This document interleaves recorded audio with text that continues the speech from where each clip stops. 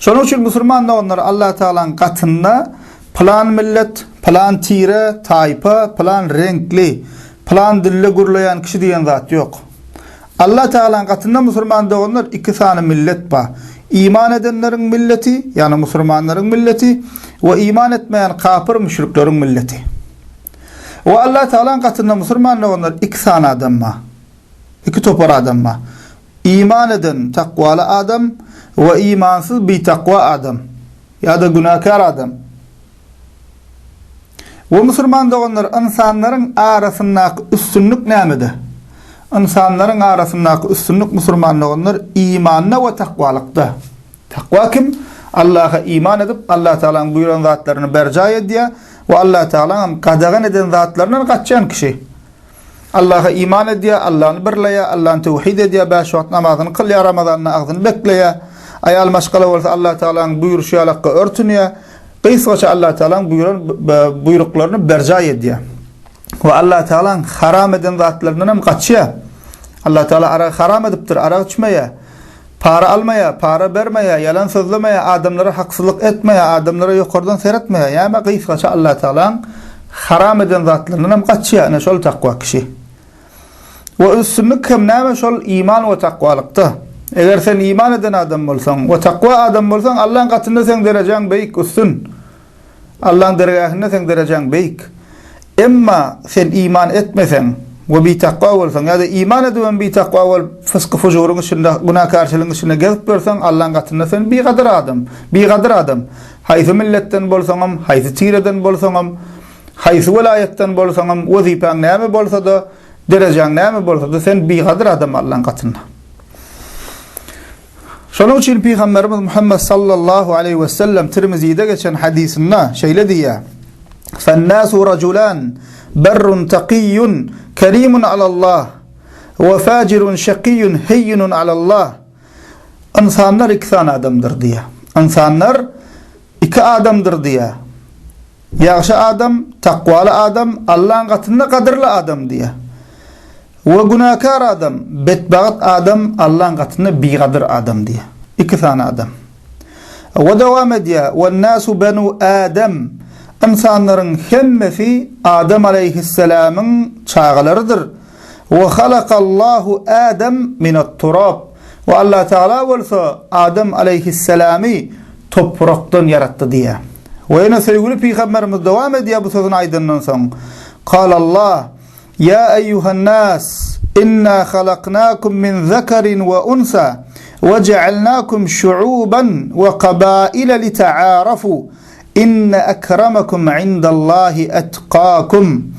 Ve Peygamberimiz diye Allah Teala ayette diye Kur'an-ı Kerim'de Hucurat suresi, Kur'an-ı Kerim'in 49. suresi 13. ayetinde: "Ey insanlar, biz sizi bir erkekten ve bir ayaldan emele getirdik. Ve sizi birek tanaryali milletler ve tayfalar edip koyduk." Ünsürün Allah Teala näme diye?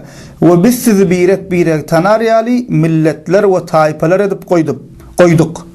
Allah Teala'nın katında in kadirliğiniz has takvalı bolunuzdur diye Allah Teala. Demek bir erkekten ve bir ayaldan emele getirdik Allah Teala diye. Siz bir ayal ve bir erkekten emele getirdik diye. Kim olur? Adem aleyhisselamdan ve Havva enemizden emele gelen insanların hemmesi. Hemmesi görüyen milletleriniz bir atadan ve bir eneden emele gelen. Ve Allah Teala diye sizi halklar ve tireler edip koyduk diye. Ne için? Bunu sorun Müslüman doğanlar. Ne için insanlar milletlere ayrılıptır? Milletler öz içinde tire tayfalara ayrılıptır. Ne için? Allah Teala etti: "Li ta'arafu." Birek tanaryalak diye. Birek tanaryalak, birek tanamaklığınız için diye. Ne değil ya? Tanımayan başka bir adamın göründü. Sen kimlerden değil ya? Ya sen nirelli ya? O da aydiya plan yerden, plan velayetten, plan milletten, plan tireden hep özünü tanıdı ya. Demek şu milletler bolmaklığımızın, tire tayfa bolmaklığımızın, bölünmeklığımızın fe'aü nämeken? Birek tanımak için, tanışmak için. Milletler bolluk, tire tayfalar bolluk. Bireğin üstünden Yukarısından seyretmek üçün değil. Milletler ve tire tayfalar bollular, birek üstünden gülüp kemsitmek üçün değil. Ya olmasa özünü başkalarının üstünü görmek üçün değil, Müslüman doğanlar.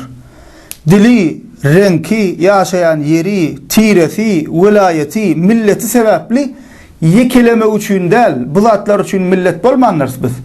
Bu zatlar üçün tire tayfa bolmanlarız. Ne üçün tire tayfa olup duruz?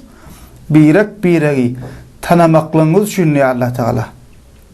Ama bizi yaradan Allah Teala, bizim eyyamiz, bizi bizden qovul ya. Ama biz bunu bir kaptala koyup, biz öz yanımızdan milletçilik edip, tire parazlık edip, taypaçılık edip, vilayetçilik edip, bunun üstüne düşmançılık edip, biregi yigrenip, hiç kim öz milletin saylap bilmeye, hiç kim öz doğacak yerini saylap bilmeye, Allah Teala'nın takdiri bilen bolyan zat, hiç kim öz dilini, renkini saylap bilmeye. Allah Teala'nın yaradan zadı bul. Sen gelip başka bir milletin, başka bir taypan, dilinin, yurdunun, vilayetinin üstünden gülsen, Allah Teala'nın yaradan zatının üstünden güllün bolya. Hiç bir akılın, sağdın akılın, dinin kabul edecek zadı değil. Ve yine Peygamberimiz sallallahu aleyhi ve sellem İmam Ahmed'in musnadında geçen hadisinde diye, ya eyyuhan nas, ey insanlar, ey adamlar diye, ala inna rabbakum vahid, dikkat edin diye, sizin Rabbiniz bir, ve inna abakum vahid, atanız bir, ala la fazla li arabiyyin alal a'cemi, dikkat edin diye, Arabın Arap olmayanı üstünlüğü yoktur. وَلَا لِعَجَمِيٍّ عَلَى الْعَرَبِي, Arap olmayanın Araba üstünlüğü yoktur. وَلَا لِأَحْمَرٍ عَلَى الْأَسْوَدِ, Kızılın kara üstünlüğü yoktur. وَلَا الْأَسْوَدَ عَلَى الْأَحْمَرِ إِلَّا بِالتَّقْوَى, ve karanın kızıla üstünlüğü yoktur, dine takvalıktadır deyip aydiya. Üstünlük dine takvalıktadır. Sen plana üstün bolup bilersin dine takvalığın bilen, tiren bilen değil, milletin bilen değil, vilayetin bilen değil, vazifen bilen değil, pulun bilen, baylığın bilen değil. Asıl sen üstünlüğün näme bolup biler Allah'ın katında dine takvalıkta. Ol has Allah Teala'nın dinini köpürek bercay ediyendir. Has takvadır, has takvalıdır. Yeke hem Allah Teala'nın buyruklarıyla yaşayanlar, beyleki kavuşarak aktaran üstün bolan şu Allah Teala'nın dinini has köp bercay ediyen kişi. O üstünlük dine şondan Müslüman da onlar. Ve Hucurat suresi yankı okan suramızın 49. suram, Peygamberimizin yankı hadisinin sonuna aydın ayeti var. 13. ayetti. Ve şol suran 10. ayetinde Allah Teala Kur'an-ı Kerim'de diye innemel mu'minune ihve diye, iman edenler doğanlar diye.